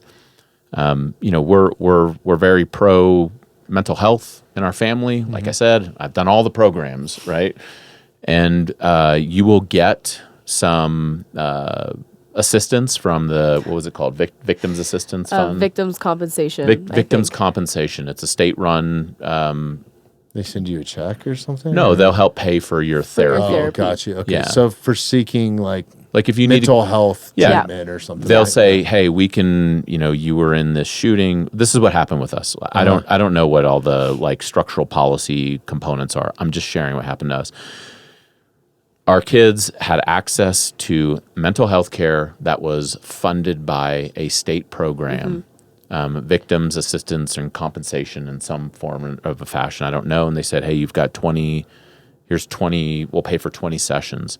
You go out, I would highly encourage connecting with a therapist who is specifically trained in trauma-informed therapy. You work with a therapist, and guess what? It's going to run out. Right. The 20 sessions will run out, and then you can 100 appeal for sessions more. is probably not enough. Like, right? look, Yeah. And what- here's the thing. Go ahead. That's what I remember. They gave me quite a few sessions. They reinstated my victims compensation multiple times, which was great, But like, they can't pay for your therapy for the rest of your life, and so it runs out. Yep. I think mine ran out after 60. I think it was like redone 3 times. Yeah, I don't remember. But and we started paying for it. and we started paying for it, which I understand not everybody has The means. the means. Yeah. Yeah. But if you're looking for a way to support, and you guys, there's an idea where there's kind of like an uptake mechanism as a repository for those funds, That's that a would be great a good spot to put place to put it, I Yeah, think, thank is you. Right. the support will run out eventually. And it's sad to say this, but the truth is that, the attention, the focus is going to move on. There's going to be another tragedy. There's going to be another crisis. I'm not discounting it, but go ahead if you want to jump in. Well, that's what I remember most is the following July 4th, because people do move on, and you can't. People move on, and it's hard because you wake up on July 4th and you're like, well, I know it's going to be a hard day, but the people in your community, they're going to light off fireworks, and everybody's on July 4th. I am too. I'm a 20-year-old college girl. America. Everybody on the 4th of July. But Hey, that's how we founded this country. It was like, Yeah. no, we're not Yeah. going to conform. Blood of rebels. Yeah. and so I'm not telling anybody not to celebrate the 4th of July, but it's important to remember that people will move on, and people are going to celebrate the 4th of July, and there are going to be fireworks, and there are going to be, and there are going to be trauma responses Yep. from those fireworks. People are we had it in our neighborhood. Yeah. Yeah. And so, and That's something that people just don't do think your about, best to so be thank you cool for is I sharing think that. what we're Yeah. talking about here. Really. Like, I remember going over to a neighbor, like a couple courts down, because they were like firing fireworks over the top of, our roof. And look, I'm just going to tell you right now that, before the shooting happened and this was experienced, I remember seeing signs that said like, dysfunctional veteran, please don't, blah, blah, blah, fireworks around me. And I was just like, oh my God, I'd like roll my eyes at it. And fast forward, the 4th of July in 2019, and I've got my daughter, curled up in a ball, shaking, bawling her eyes out. I feel very differently about it now. Yeah. I felt very differently about it in that instant. And I walked down the street and I said, hey man, like, I know it's the 4th of July. I get it. Can you please stop shooting off these fireworks? And the guy, got upset with me. And I'm like, bro, you are in a community where literally probably 1 in 10 houses around you has a kid that was just in a shooting. I'm just asking for you to be a little bit cool about it. Mm-hmm. Yeah. And he wasn't cool about it. And they had words for me. And, hey, I'm, spoiler alert, I'm an Army Ranger. I have certain responses that I go into. So I got a little animated. And, when I'm in, my better self, when I'm walking a little closer with the Spirit, I guess I would just say the point in us sharing all of this, I think, and Ellie, please tag in on this, is like, just try your best to be a little bit empathetic that, people that's a great people are point having a hard too, time. because stuff like that can come out of left field. Like you don't really know it's going to happen to you until it's happening, right? Yep. Like, Yeah. And I think that's kind of what triggers it, right? Yeah. Try your best to be cool. Nobody shooting off fireworks is trying to, ruin your day. Like they're really not. And if somebody approaches you about it, like just try to understand. And I'll just be really clear about this. Please try and understand that 10 minutes prior to me walking down the street and asking a neighbor as politely as I can, will you please stop it? I'm holding my teenage daughter in my arms who is shaking, crying, and screaming, it's happening again, it's happening again. Just try to understand. Yeah. Nobody's asking you not to shoot off fireworks, because again, everyone is here with you, not for you. Everybody's got their own lives, Nobody's asking you not to shoot off fireworks, whatever, but right now, I mean, this is a very small community. Right now, I might recommend not shooting off fireworks. I also saw the sign in here that said high fire warning when I was driving in. Yeah, so. no. I mean, we're kind of lucky with that. So let's just don't do that anyway. Don't do that anyway, but, Now it's kind of badass. Now the Colorado Air National Guard does flybys. Well, that's great. I love it. But and I will just tell you, after that 4th of July, I think the next couple ones we found ways to just get away. Mm-hmm. Either get deep up into the mountains, or I think one night we watched Hamilton with the volume up at like 100 or something, just because we were just doing our best, to drown it out, because we understand, like, and please understand, if you don't understand this just yet, I am as patriotic as they come. Yeah, go watch the last episode stop. with you. We have a gigantic American flag in what we call the flag room in our house. Like, that's right. Like, we get it. Like, we love America. Yeah. Just try and understand where someone's coming from is all we're saying. That. Are you guys doing okay on time? Because we are burning through it. You guys all right? I'm fine. I mean, I want this. I personally want this to serve whomever, whenever, whatever place they're at. Absolutely. Thank you so much. We just want this to be service to the community. We are here with you guys for whatever you need right now. Like, thank you so much. I mean, this is helping me more than I'm hope everybody that's listening, but I'm getting something out of this. So it's one person. So I really appreciate it. It's worth it. Sorry. I guess we have some kids that have went back to school this week. We had, some schools that are very, very close proximity to the high school. The high schoolers are hopefully going back next week after they get everything in order. Can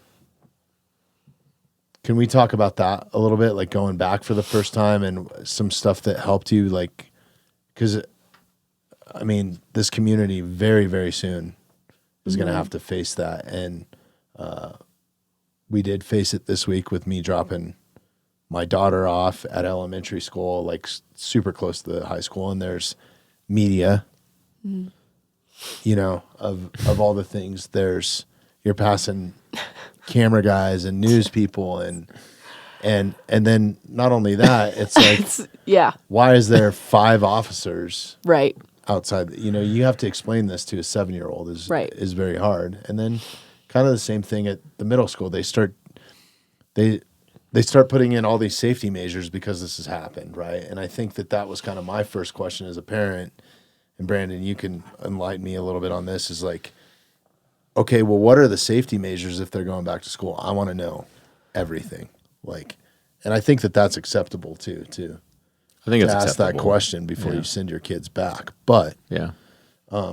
let's start with you, Ellie, just as a student. thought? Whatever I helped you. think that we were very blessed, which I use that term lightly, that it was at the end of the year.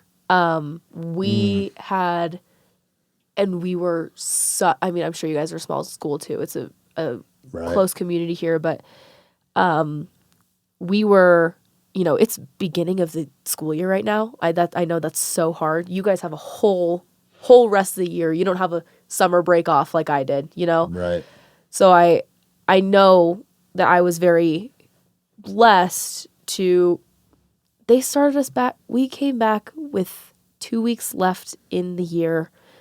They had us come in for 25-minute classes, 4 25-minute classes a day. We made friendship bracelets and held therapy bunnies and played with therapy dogs. And so in that sense, I know that that's not what these kids are going back to right now. Like they aren't as lucky as I was to have this at the end of the year, you know? I think they had some of that with the welcome back. I think Right. that they had some animals and stuff like in the building and stuff. And, well, I know firsthand, the high schoolers have not gone back where the actual shooting happened. Right.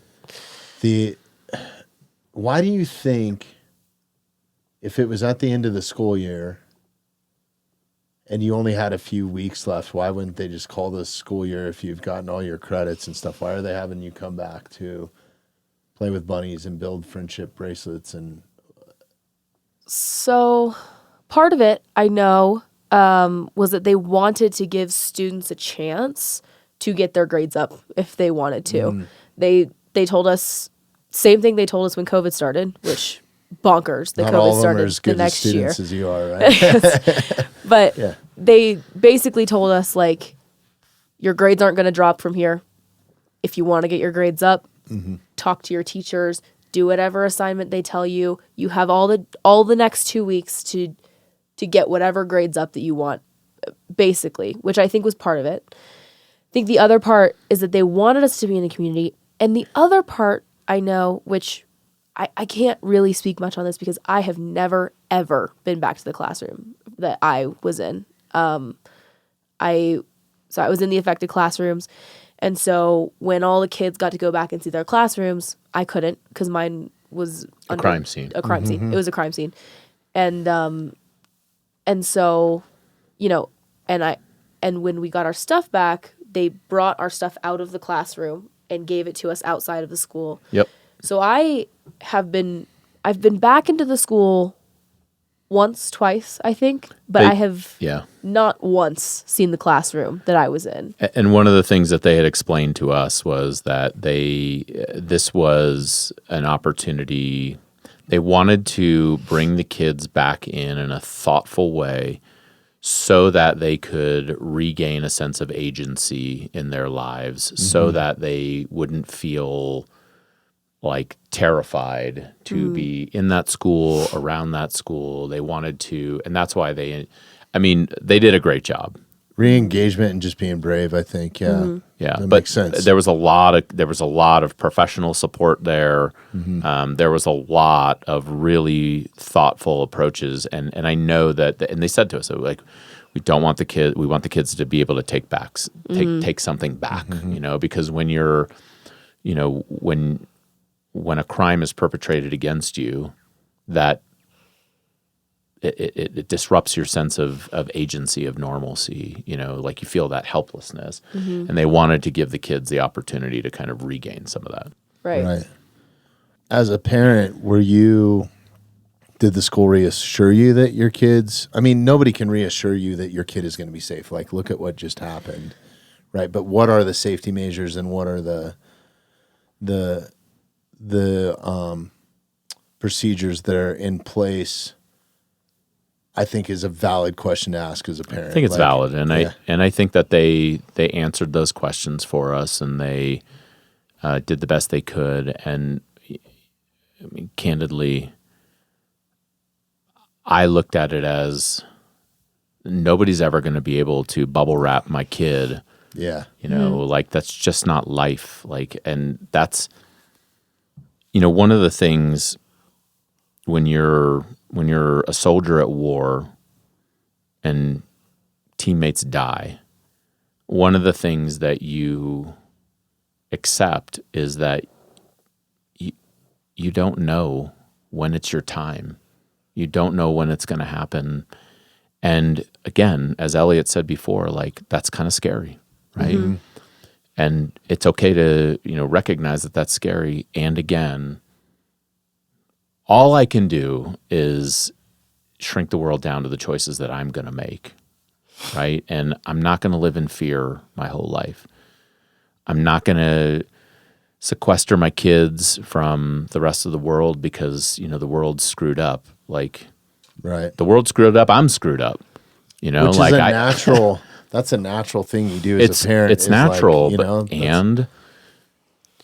I can't, like there's a point where you start to hinder them more than protect them, I think, for the future. Right. So like the school is going to do whatever the school can do, like for sure. We had, which of course they obviously weren't as undercover as they were meant to be, but we had undercover cops for the last however many days we were there.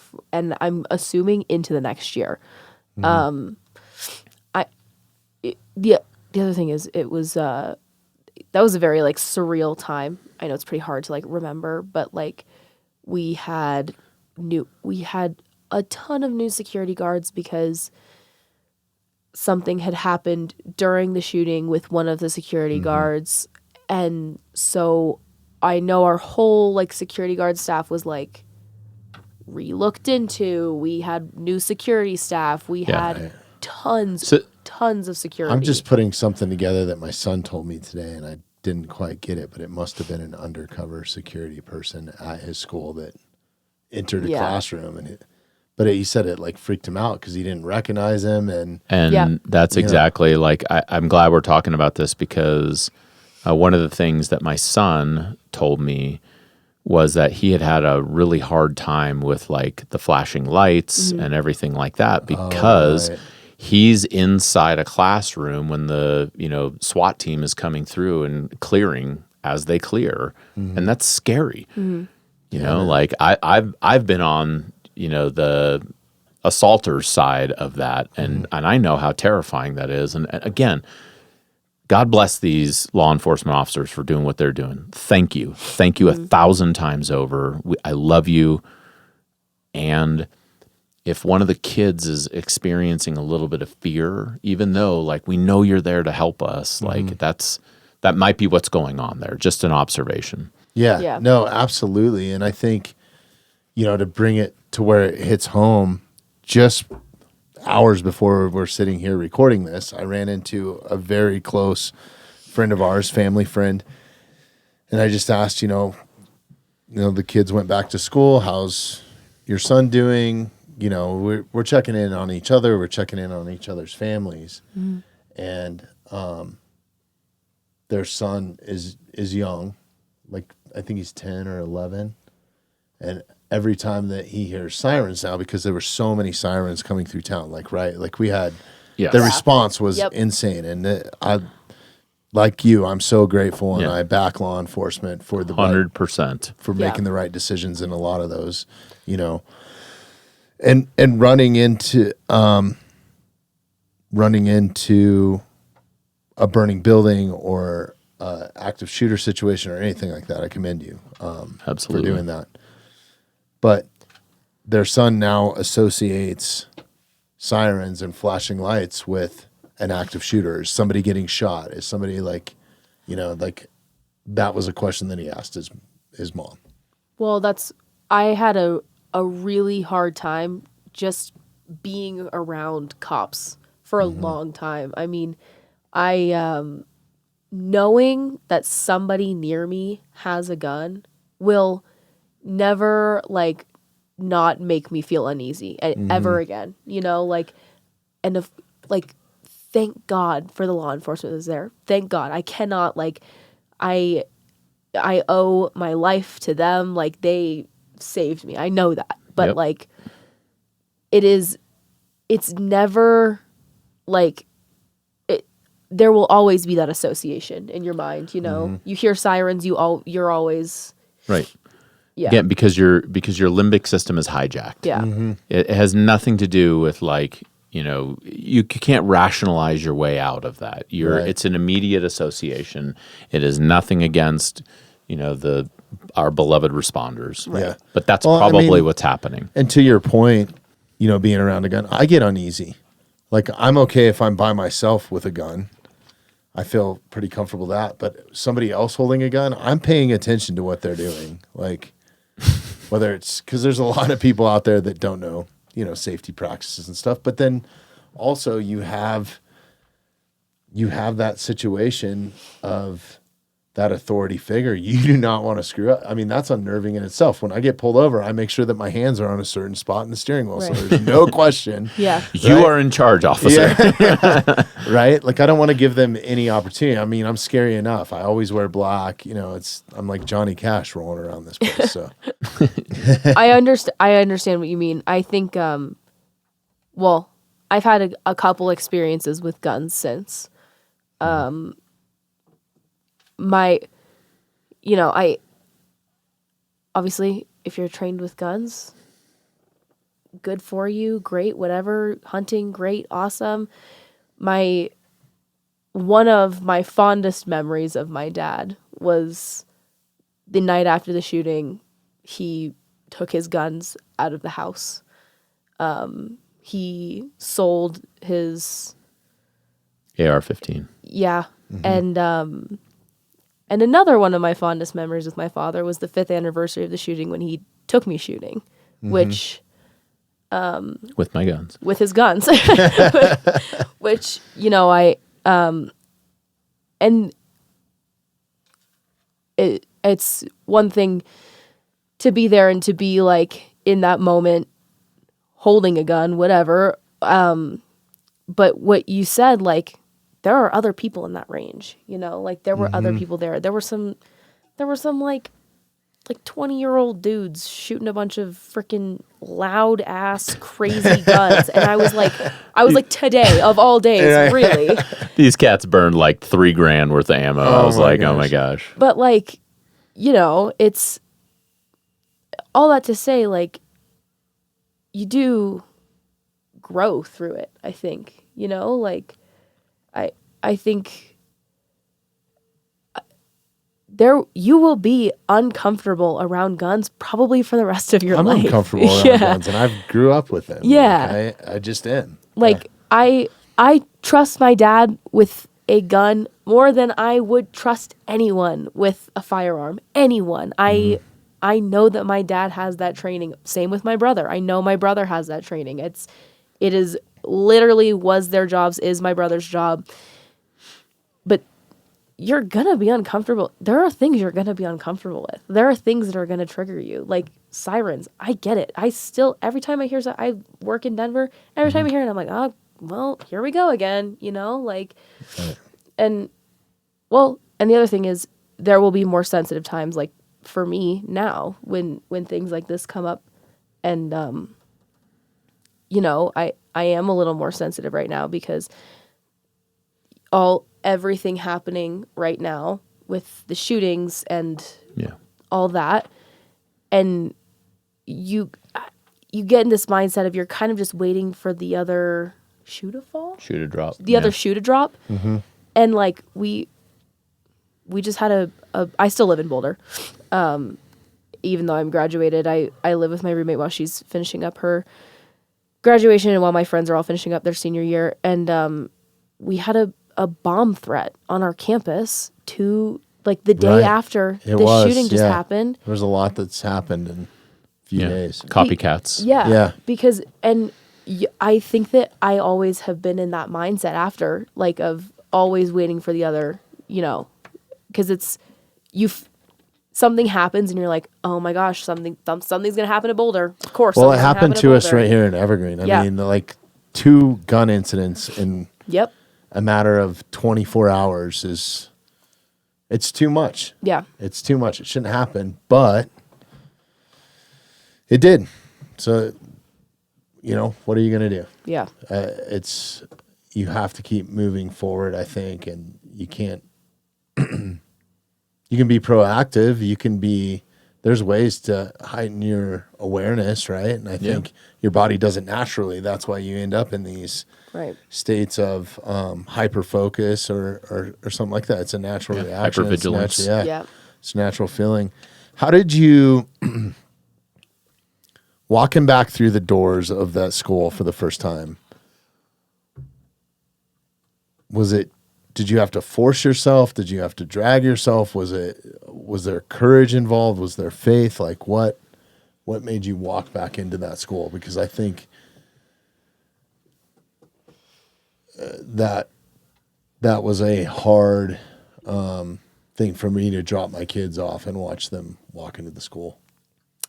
I am going to be so candid. I'm so honest. I don't remember. I don't remember any of it.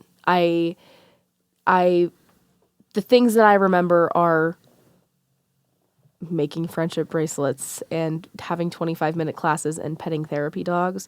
I couldn't tell you what I don't remember. I think I've got it like all blacked out of here. I think There's so much that happens to you, and like I don't remember high school. right. Or many parts of it, so like, But how could you? I don't remember what I had for dinner last night. Right. Well, that's what I think, especially when you're in like moments like that, you are feeling so much that like your mind kind of shuts off and you kind of start running on autopilot. I've got a lot of moments from after the shooting, which I know we've talked about, we've connected on this, but like after such incidents have happened that you just don't remember, like, Yeah. like, and the things that you do remember are so weird. Like remembering sitting there eating Twizzlers. Like I just remember it like so well, but like things will come up way later. Like I'll be sitting in,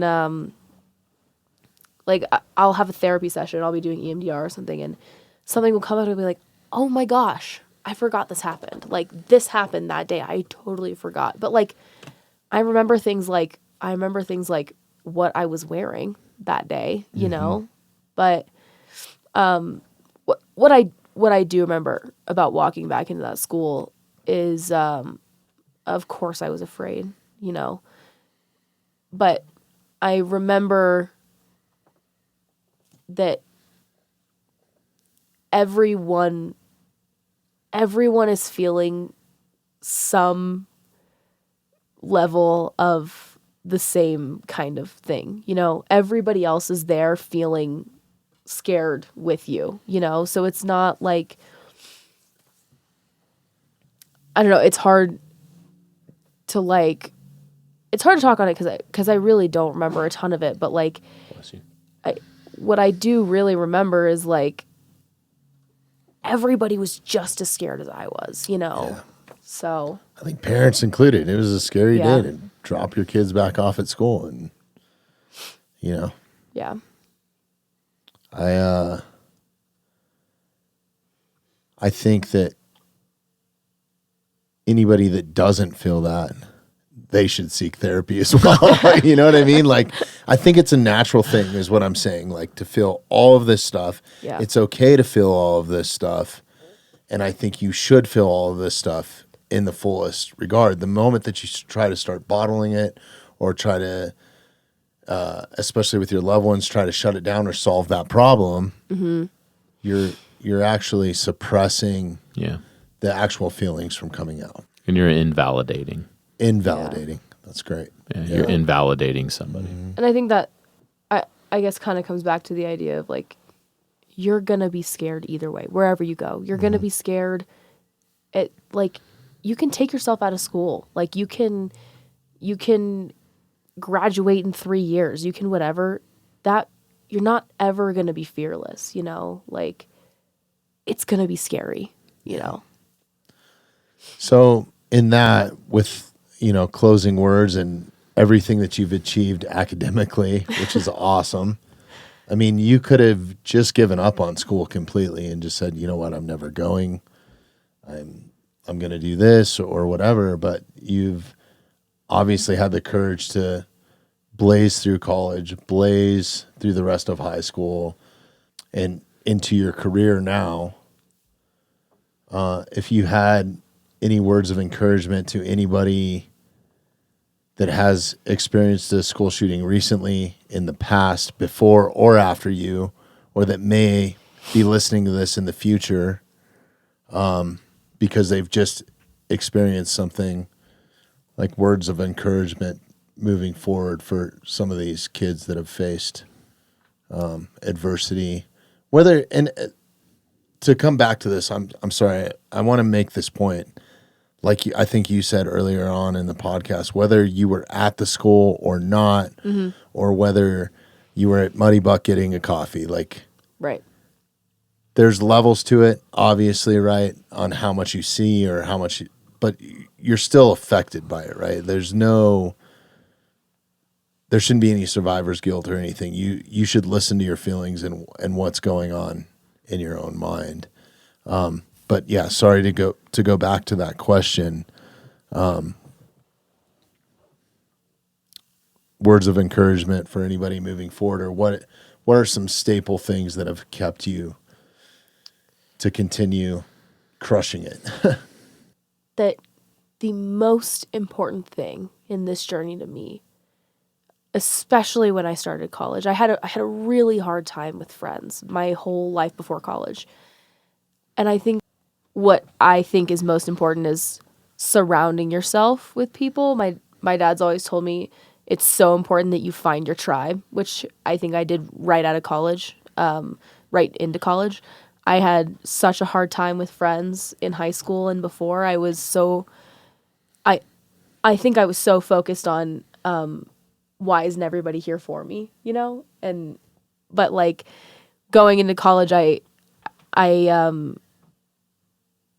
think I found my tribe, and I think what's most important is to surround yourself with the people who love you, and who are going to be here with you through this, and they're going to sit with you for 3 years of college and be with you through every up and down. And I've got a group of best friends, and my best friends, Charlie and Phoebe, they have been here with me all 3 years, and they have poured love into me. And I think that's the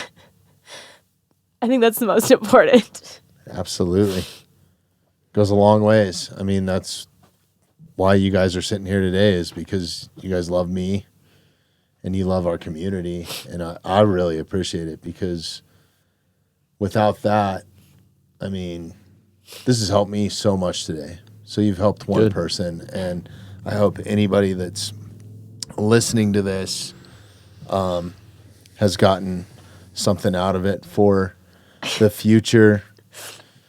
If you ever have to experience this, feel free to share this, right? Like, it's not taboo. It's not weird to talk about this. And I really appreciate you two and your openness.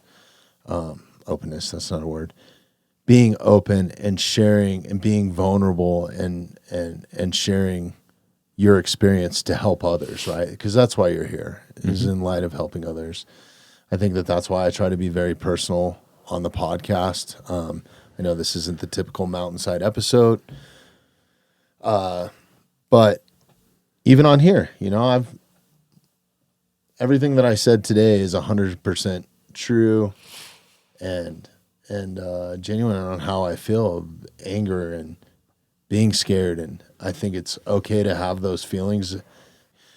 No matter what you're feeling, it's okay. Feel it. Feel it all. Like, don't stifle it. Please don't shut down anybody in your family that is having these feelings and conveying with you or confiding in you for support. Don't try to fix it. Just, you guys said it beautifully from the beginning, and you, Ellie, just, we're here with you, not for you. I think that's the takeaway, the biggest takeaway from this podcast, man, is you guys sharing those moments. And I think this is going to help so many people in so many different ways. And the best part about this is a freaking timestamp now, right? Like, we obviously know that school shootings are going to keep happening, right? Until something drastically changes in this country. And it's unacceptable that they do happen. But they're going to continue to happen if you look at graphs, if you look at trends. This being the 47th one this year, we know that there's going to be more down the road, right? So my biggest reason in wanting to do this and put the effort and time is to help people. Yeah.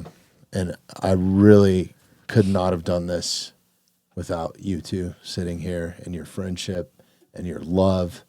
The text that I got from you yesterday was great. It was just like, we love you, we're with you. That was it. That's all I needed to hear.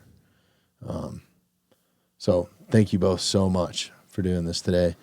Anything you want to close with on, you think we covered as much as we can? We can do this again, right? Like I got some irons in the fire, that are going to be really cool to help people in the future, because now I'm pissed, right? Yeah. Like, I need to put my aggression somewhere, and I'm going to put it in advocacy and trying to help as many people as I can that are in this situation. Yeah.